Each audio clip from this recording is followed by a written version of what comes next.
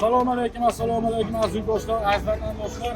Abu Safiy avtomobillardan uchun mana Krasnodar Volgograd Saratov ketayotgan mana ko'rsatgan avtobusimiz yetib keldi.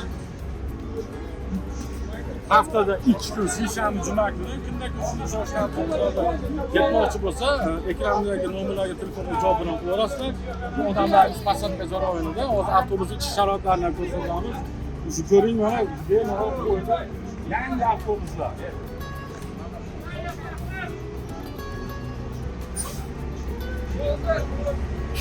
Ana görüşürler bu avtobuslarımız kampon, kebolu, aldı. Hamma sharoiti bor, ichki sharoitlarni ko'rsatamiz. Shu mana odamlarimiz chiqyapti. Birinchi ayollar chiqamiz.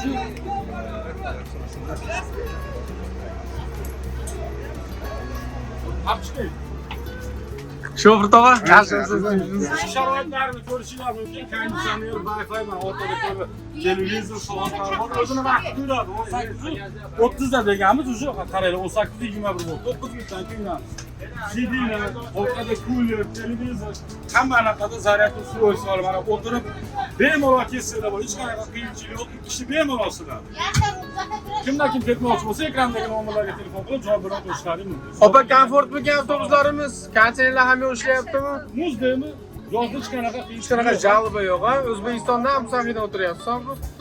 Primoy jo'naydi. Sog'lik, salomat.